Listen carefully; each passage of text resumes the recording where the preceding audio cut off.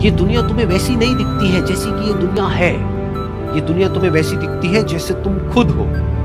जिसकी नजर जैसी है उसके लिए ये दुनिया वैसी ही है। तो अगर तुम अपनी दुनिया को बदलना चाहते हो तो उसका सिर्फ एक तरीका है, अपनी नजर को बदलो।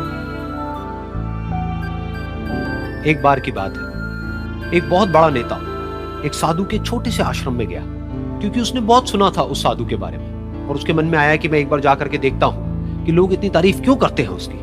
तो जब वो उस आश्रम में गया तो वहां पर एक छोटा सा कमरा था जहां पर एक कालीन बिछा हुआ था। वहां पर कुछ लोग बैठे हुए थे नीचे और साधु जी सामने बैठे हुए थे। कुछ सवाल जवाब चल रहा था। तो जैसे ही वो अंदर गया, वो अकेला नहीं था, उसके साथ में 4 बॉडीगार्ड्स भी थे, और उसको ये आदत थी कि जहां पर भी वो जाता था लोग अपनी जगह से खड़े हो जाते थे, उसकी तरफ देखते थे, हाथ जोड़ते थे, अपना सर झुकाते थे। लेकिन यहाँ पर ऐसा कुछ भी नहीं हुआ। साधु ने उसकी तरफ देखा तक नहीं, क्योंकि वो साधु किसी के सवाल का जवाब दे रहे थे। लेकिन नेता को इस बात पे गुस्सा आ गया। नेता को लगा कि ये मेरी बेइज्जती है। तो उस नेता ने साधु की बात को बीच में ही काटते हुए थोड़ा गुस्से से कहा, मैं आपसे कुछ कहना चाहता हूं। साधु ने उसकी तरफ देखा और बोले, आप थोड़ी देर रुकिए, पहले मैं इनके सवाल का जवाब दे लूं, उसके बाद में मैं आपसे बात करूंगा।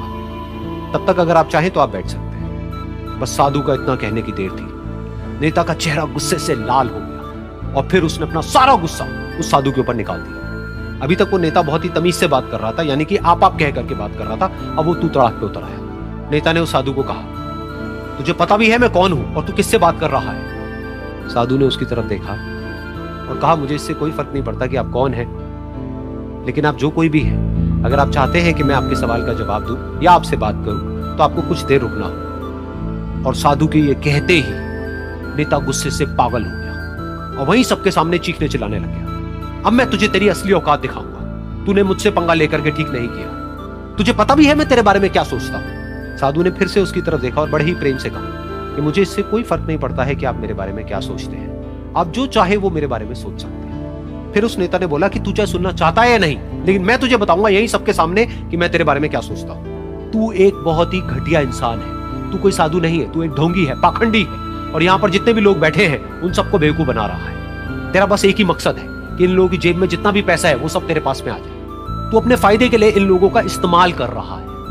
और अब मैं तुझे नहीं छोड़ने वाला। तेरा पर्दाफाश करके रहूंगा पूरी दुनिया के सामने। लेकिन उसके इतना बोलने के बाद भी उस साधु के चेहरे पर हल्की सी मुस्कान बनी ही रही। ये देखकर वो और तिल मिला गया और उसने कहा, अब बहुत हुआ, अब मैं यहाँ 1 मिनट भी नहीं रुकने वाला। लेकिन अभी भी तेरे पास में मौका है, अगर मुझसे माफी मांगनी है या मुझसे कुछ कहना है तो कह सकता है। इतना सब होने के बाद भी साधु बिल्कुल शांत था और उनके चेहरे पर एक मुस्कान थी।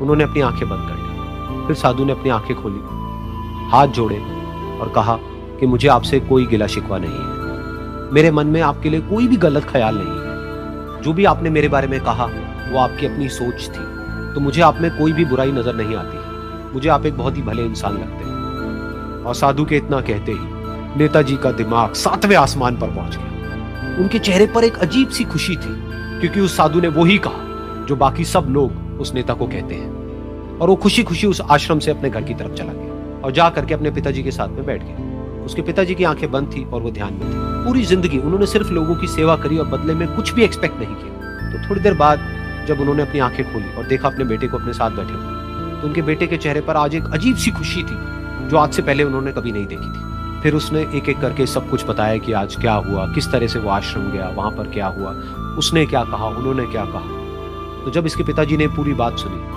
तो थोड़ा सा मुस्कुराए और अपने बेटे को देख करके बोले कि उन्होंने तुम्हारी तारीफ नहीं करी है, क्योंकि उन्होंने वो नहीं कहा कि जो तुम हो, उन्होंने वो कहा कि जो वो खुद है।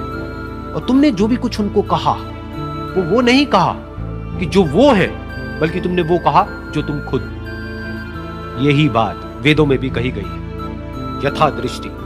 ये दुनिया तुम्हें वैसी नहीं दिखती है जैसी कि ये दुनिया है। ये दुनिया तुम्हें वैसी दिखती है जैसे तुम खुद हो। जिसकी नजर जैसी है उसके लिए ये दुनिया वैसी ही है।